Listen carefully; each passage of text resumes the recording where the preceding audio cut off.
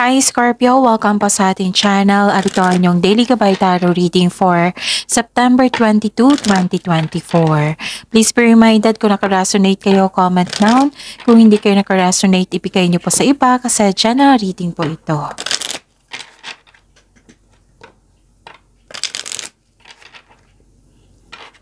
This is for you Scorpio ngayong September 22, 2024.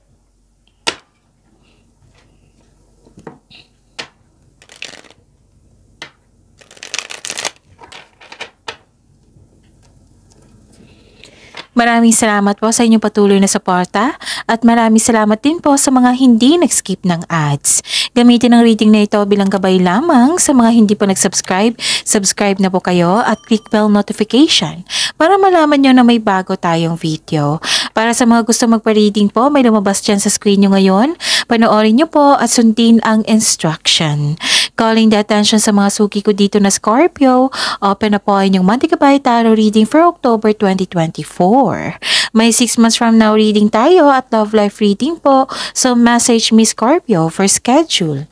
Maraming salamat po.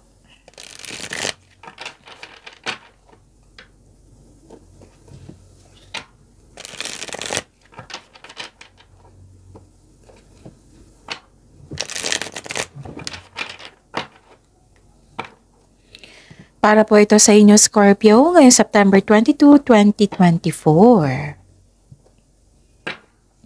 Spirits Guide, mga ganap po para kay Scorpio ngayong September 22, 2024. I need 3 cards po.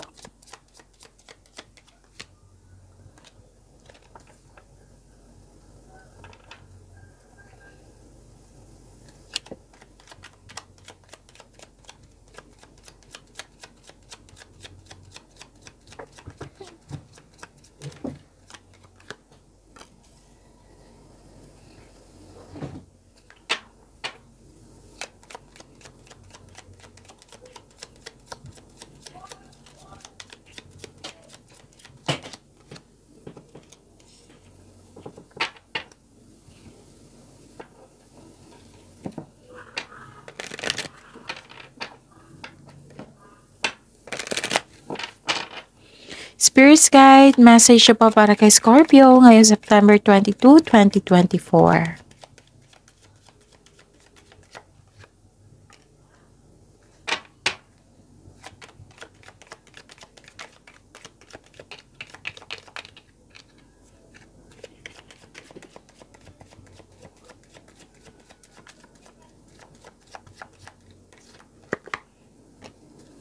Okay.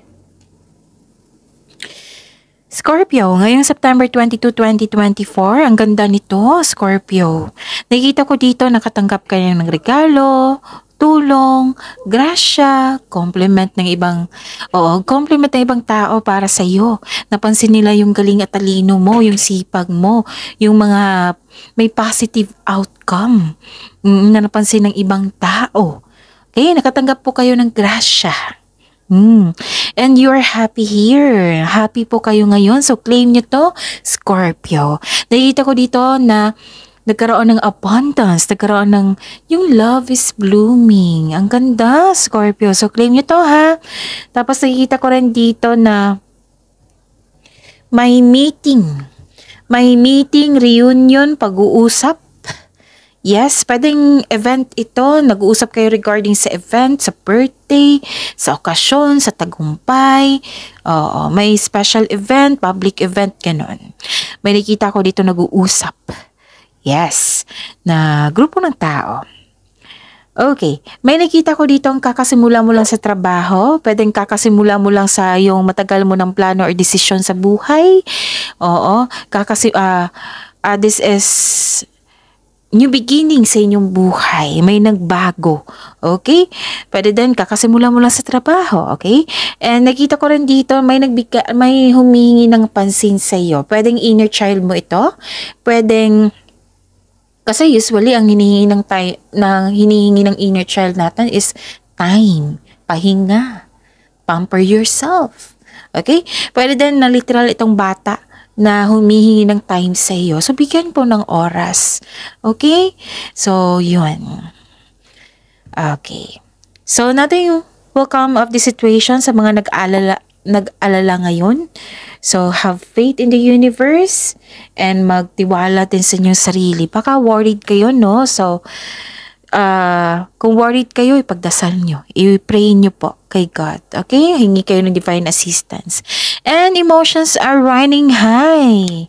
You're emotional right now. It might be just because you're happy.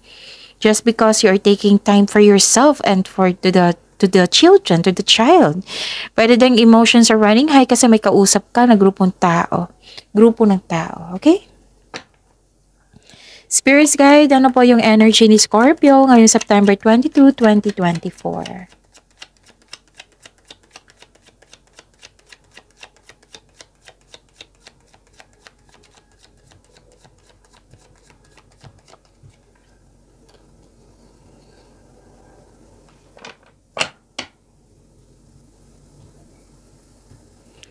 Spirits guide.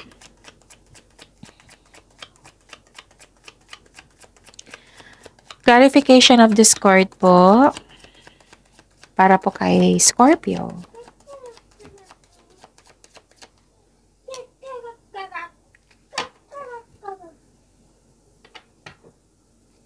Okay. This is a daily reminder. Kailangan din ma-remind kayo para hindi nyo makalimutan, ma-remind yung mga bagong subscriber natin. Para hindi kayo maguluhan at malito. Okay. Panoorin nyo po yung panoorin nyo po yung last 4 days kapay tarot reading nyo po. Like for example, napanood nyo ito ngayong September 22, 2024. Panoorin nyo po yung September 21, 20, 19, and 18. Kung may nakita o narinig kayong repeating message, kailangan nyo po iyan bigyan ng atensyon. Kung maaari po, bigyan nyo po ng solusyon at aksyon. Again, calling the attention sa mga suki ko dito na Scorpio. Open na po yung Monte Gabay Tarot reading for October 2024. May 6 months from now reading tayo at love life reading po. So message me Scorpio for schedule. Maraming salamat po. Okay.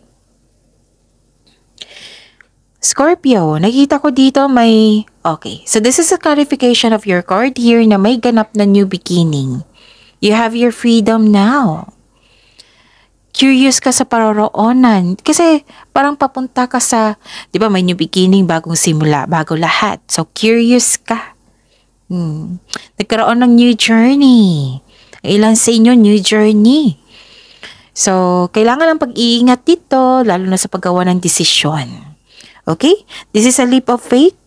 Hindi ka takot sa mga obstacles. You know you are on the right path. Kumbaga bahala na si Batman, ganon. Basta go ako kasi marami akong experience. Go ako kasi nakikinig kayo ako sa aking intuition.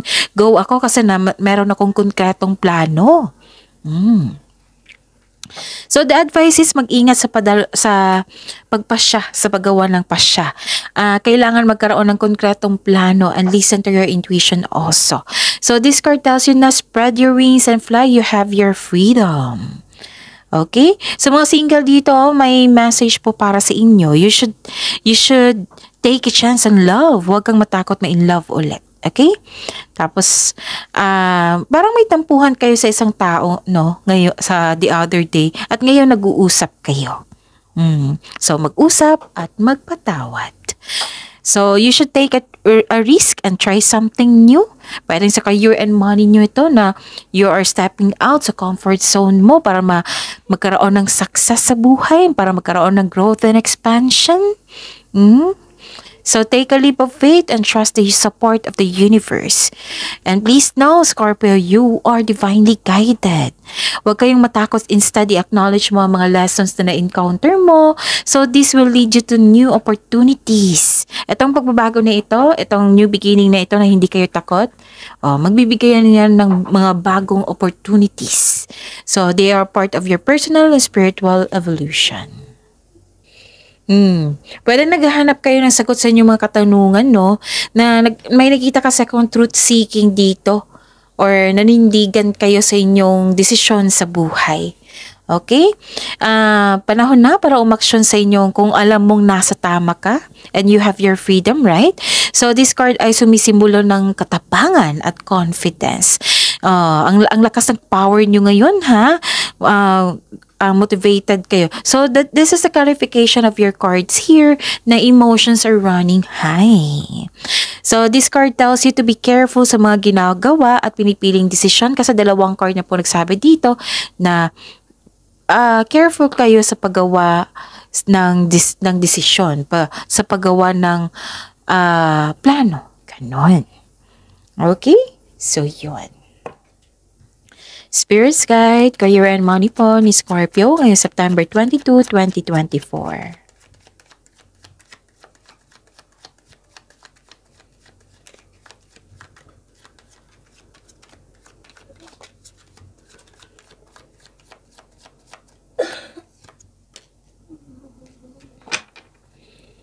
And the clarification po of this card.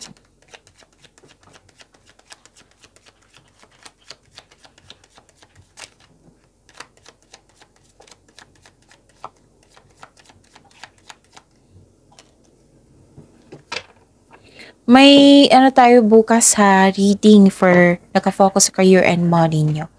Okay? So, abangan nyo po. Kung gusto nyong karagdagang mensahe para sa inyong career and money. Okay. This is your career and money. Yes, pasensya na po kayo sa ingay. So, yun. This is your career and money, Scorpio. So, ang sabi dito na this is growth. Dalawang card na sabi dito na magbigay kayo ng pasensya. Pwedeng ginawa mo talaga to. Kasi naghihintay ka growth and patience. May pagpaplano din dito Malapit mo nang maabot ang iyong goal sa buhay. Claim nyo na ito, Scorpio. Parating ng resulta sa inyong sipag at tiyaga. Naghihintay at malapit ka nang mag-harvest. Okay?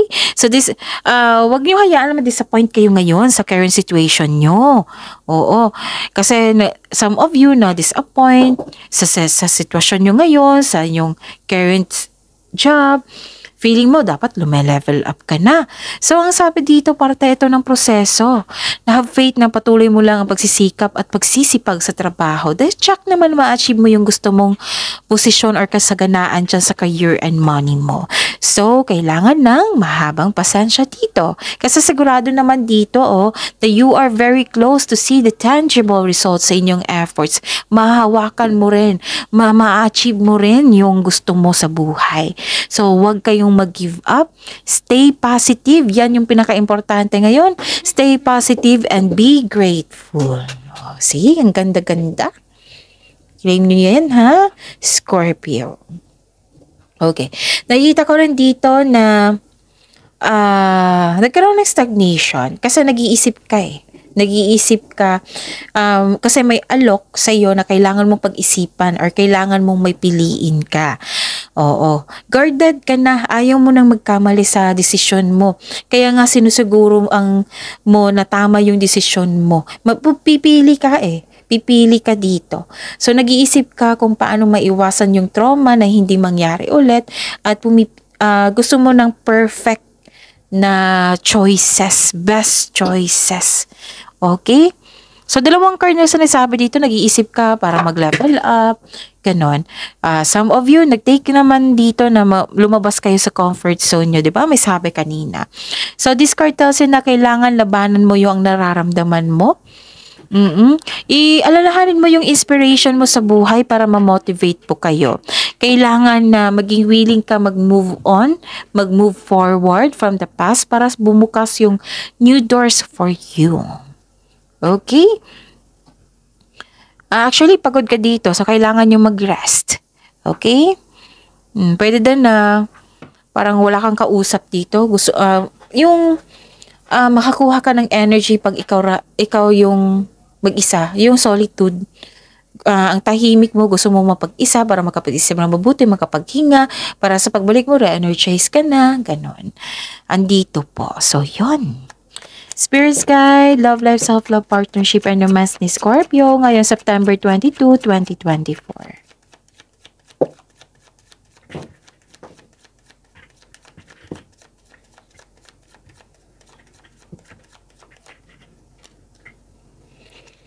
And the clarification of this card po.